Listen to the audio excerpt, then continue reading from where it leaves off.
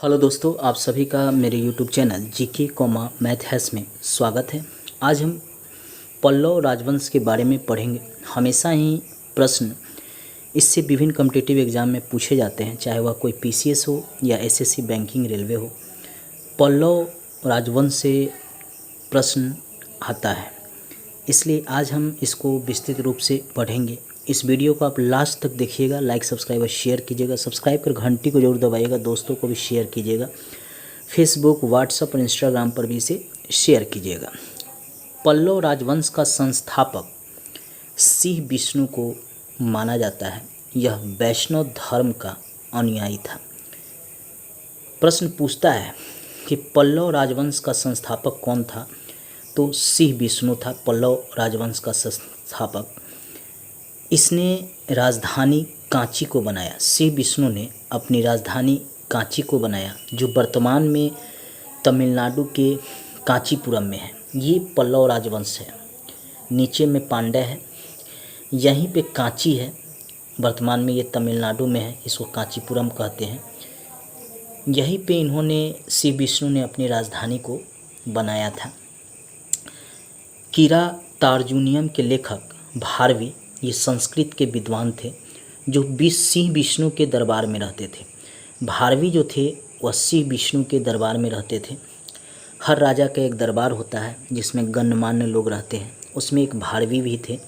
इनका जो रचना है किरातार्जुनीयम, ये हमेशा प्रश्न पूछता है कि किरातार्जुनीयम के लेखक कौन है, तो भारवी है। और यह भी पूछता है कि यह किसके दरबार में रहते थे, तो सिंह विष्णु के दरबार में रहते थे। भारवी ने यह संस्कृत में रचना किया था। यहाँ तो तमिल चलता है तमिलनाडु में, या आंध्रा में अलग भाषा चलता है, लेकिन उस समय ये भारवी जो थे उन्होंने संस्कृत में इसकी रचना की थी। कभी पूछे कि किरातार्जुनीयम की रचना किस भाषा में हुई थी, तो संस्कृत में हुई थी।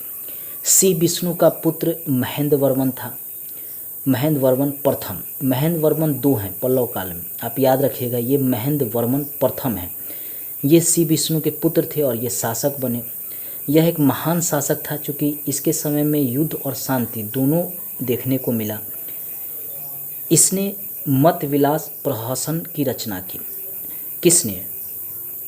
महेंद्र वर्मन प्रथम ने। इसने एक रचना किया मत विलास प्रहसन। इसमें कपालिकों एवं भिक्षुओं पर व्यंग किया गया था। जो भिक्षु होते हैं, जो कपालिक होते हैं, उन पर व्यंग किया गया था। और इस व्यंग का प्रभाव यह हुआ कि बाद में इनके द्वारा इनका विरोध भी किया गया था। इनके समय में ही पल्लव और चालुक्य संघर्ष प्रारंभ हो गया था। प्रश्न पूछता है कि किस पल्लव शासन के समय चालुक्यों से संघर्ष शुरू हो गया, तो महेंद्र वर्मन प्रथम के समय ही पल्लव चालुक्य संघर्ष प्रारंभ हो गया। महेंद्र वर्मन प्रथम शुरू में जैन मतावलंबी था, परंतु बाद में तमिल संत अप्पर के प्रभाव में यह शैव बन गया। हमेशा प्रश्न पूछता है कि पल्लव शासक महेंद्र वर्मन प्रथम किसके प्रभाव में शैव बन गया था जैन धर्म छोड़ के, तो अप्पर के प्रभाव में यह शैव बन गया था। अब इसके बाद जो है नरसिंह वर्मन प्रथम शासक बना। इसके समय सर्वाधिक विस्तार देखने को मिला, राज्य का विस्तार देखने को मिला। इसने चालुक्य शासक, जो यहाँ पे चालुक्य शासक पुलकेशिन द्वितीय थे, उसको इसने हराया, उसकी हत्या कर दी और उसके विजय में विजय स्तंभ भी स्थापित किया और बतापी कोंडा की भी उपाधि धारण की। ये पुलकेशिन द्वितीय जो चालुक्य शासक था, आपको याद होगा कि हर्षवर्धन के समय जब हर्षवर्धन दक्षिण की तरफ विस्तार करना चाहता था, तो ये नर्मदा नदी के तट पर इसी पुलकेशिन द्वितीय जो चालुक्य शासक था उससे युद्ध हुआ था हर्षवर्धन का। और हर्षवर्धन जो है कहा जाता है कि वह हार गया था और दक्षिण विस्तार उसका रुक गया था। और यही पुलकेशिन द्वितीय की हत्या जो है नरसिंह वर्मन प्रथम कर देता है, जो पल्लव शासक होता है। कई बार ये प्रश्न पूछा गया है एग्जाम में। इसने श्रीलंका पर भी चढ़ाई की। ये श्रीलंका है, इस पर भी इसने चढ़ाई किया और यहाँ के शासक को जो है बंदी बना लिया और अपने अनुसार यहाँ शासक नियुक्त किया। और यहाँ के शासक जो थे वह नरसिंह वर्मन के दरबार में रहते थे। चीनी यात्री हुएन सांग भी नरसिंह वर्मन प्रथम के शासन में ही आया और इसके दरबार में रहता था, बहुत सालों तक रहा। इसने विद्या प्रेमी भी कहा इस नरसिंह वर्मन को तथा वहाँ के लोगों को। आपको याद हुआ कि यही ह्वेनसांग हर्षवर्धन के समय भी उसके दरबार में आया था और प्रयाग में एक सम्मेलन कराया था जिसमें मुख्य कार्यकर्ता ह्वेनसांग को ही माना जाता है। और यही ह्वेनसांग अब जो है यहाँ आ गया पल्लव शासक नरसिंह वर्मन वन के दरबार में। यह भी पूछता है कि चीनी यात्री ह्वेनसांग किसके दरबार में आया था। तो एक तो ह्वेनसांग, एक तो हर्षवर्धन का नाम आता है, दूसरा याद रखिएगा पल्लव शासक नरसिंह वर्मन एक के भी दरबार में ये आया, बहुत दिनों तक वहाँ रहा था। परमेश्वर वर्मन का पुत्र ये नरसिंह वर्मन द्वितीय था।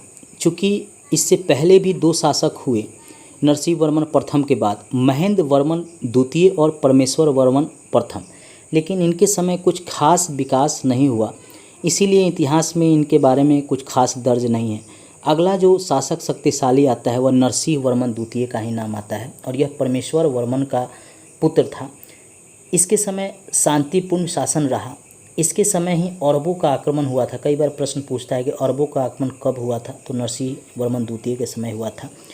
इसने राजा सिंह, आगम प्रिय और शंकर भक्त की उपाधि ली। आगम प्रिय और शंकर भक्त की जो उपाधि है वो कई बार पूछता है कि किसने लिया था, तो नरसिंह वर्मन द्वितीय ने लिया था। कांची के कैलाशनाथ मंदिर का निर्माण इसी ने करवाया था, नरसिंह वर्मन द्वितीय ने। इस कैलाशनाथ मंदिर को राज सिद्धेश्वर मंदिर के नाम से भी जाना जाता है, इसको भी आप याद रखिएगा। एक यहाँ पे और भी याद रखिएगा कि कृष्ण प्रथम जो राष्ट्रकूट शासक था, इसने एलोरा के प्रसिद्ध कैलाशनाथ मंदिर का निर्माण किया था। यही कन्फ्यूज हो जाता है, जब कैलाशनाथ मंदिर का नाम आता है तो याद रखिएगा कि कांची का पूछ रहा है या एलोरा का पूछ रहा है, क्योंकि कैलाशनाथ मंदिर जो है 2 शासकों के द्वारा बनवाया गया था अलग अलग समय में। जहाँ कांची में कैलाशनाथ मंदिर नरसिंह वर्मन द्वितीय के द्वारा बनवाया गया, वही एलोरा में कैलाशनाथ मंदिर का निर्माण जो है कृष्ण प्रथम के द्वारा करवाया गया। इसलिए इसको याद रखिएगा, हमेशा कंफ्यूज कराता है। यहाँ पे एग्जामिनर के द्वारा हमेशा ही इसको डाला जाता है और राष्ट्रकूट शासक का भी नाम दिया जाता है, पल्लव शासक का भी नाम दिया जाता है, ताकि जो है आप गलत करके आएँ। इसको ज़रा याद रखिएगा।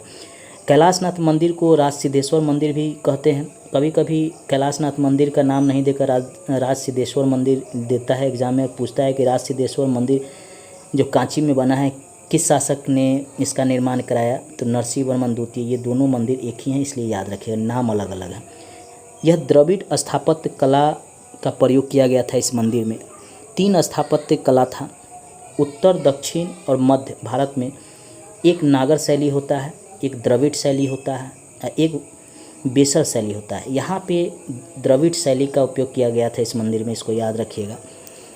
संस्कृत के प्रख्यात लेखक दंडिन, वह नरसिंह वर्मन द्वितीय के दरबार में रहते थे। कई बार प्रश्न पूछता है कि संस्कृत के प्रख्यात लेखक दंडिन किसके दरबार में रहते थे, तो नरसिंह वर्मन द्वितीय के दरबार में रहते थे। चीनी दूत जो है वह नरसिंह वर्मन ने भेजा था चीन में दूत भारत से, और चीन के बौद्ध यात्री के लिए नागपट्टनम में एक विहार भी नरसिंह वर्मन द्वितीय ने बनवाया था। आप सोचिए कि चीन के साथ हमारा जो संबंध है प्राचीन समय से ही है। आज जो है वर्तमान समय में चीन जो है भारत की सीमा में घुसने का प्रयास कर रहा है, भारत के क्षेत्रों पर कब्जा करने का प्रयास कर रहा है। चीन सरकार को समझना चाहिए कि भारत और चीन का संबंध प्राचीन समय से ही है, आज से नहीं है, प्राचीन समय से। आप देख लीजिए कि नरसिंह वर्मन द्वितीय ने चीनी बौद्ध यात्रियों को ठहरने के लिए नागपट्टनम में विहार बनवाया था उनके सम्मान में। अगला शासक है परमेश्वर वर्मन द्वितीय। इसकी आकस्मिक मृत्यु हो गई, जिसके कारण पल्लव राज में संकट उत्पन्न हो गया, और इस संकट को देखते हुए प्रजा ने नंदी वर्मन द्वितीय को अगला शासक बनाया। यह वैष्णव मतानुयायी था, यानी वैष्णव धर्म को मानता था। आपने देखा कि कुछ जो है पल्लव शासक उन्होंने शैव को माना, कुछ ने जैन धर्म को माना, कुछ का झुकाव बौद्ध के तरफ था, और यह वैष्णव मतानुयायी था नंदी वर्मन द्वितीय।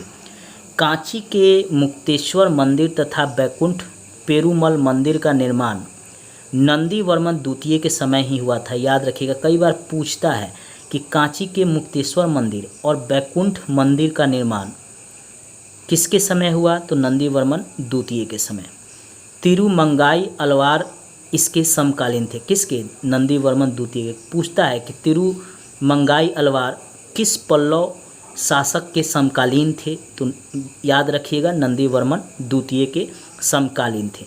नंदीवर्मन तृतीय यह शैव मत अनुयायी था। याद रखिए नंदीवर्मन द्वितीय वैष्णव मत अनुयायी, वैष्णव धर्म को मानने वाला। अब देखिए इसके बाद जो यह शासक बना नंदीवर्मन तृतीय, यह शैव मत को मानता था, यानी शैव धर्म को मानता था। तमिल भाषा कवि पेरुंदेवनार निवास करते थे नंदीवर्मन तृतीय के दरबार में। भारत वेनवा नामक ग्रंथ की इसने रचना किया था। ये बहुत कम ही पूछता है, लेकिन इनका नाम बहुत बार पूछा गया है। पेरुनंदेवनार के बारे में पूछा गया है कि ये किसके दरबार में निवास करते थे? तो नंदीवर्मन तृतीय के दरबार में निवास करते थे। अगला शासक था अपराजित वर्मन। यह अंतिम शासक था पल्लव वंश का।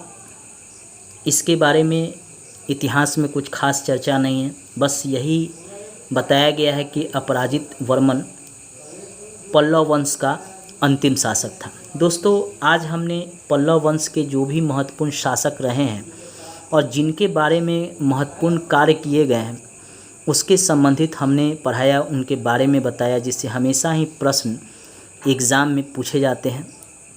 लास्ट में हम इतना ही कहेंगे कि अगर मेरा यह प्रयास आपको अच्छा लग रहा हो, मेरे द्वारा पढ़ाए गए कोई भी टॉपिक अगर आपको समझ में आ रहा हो, तो मेरे नोटिफिकेशन में जाइए और वहाँ पे बताइए कि आपको कैसा लग रहा है। अगर कुछ कमी है तो वह भी बताइए कि सर इसमें कमी है, थोड़ा इसको इस तरह पढ़ाइए, तो मैं अपने तरफ से प्रयास करूँगा। सब्सक्राइब कर घंटी ज़रूर दबा लीजिएगा और दोस्तों को भी शेयर कीजिएगा। धन्यवाद दोस्तों।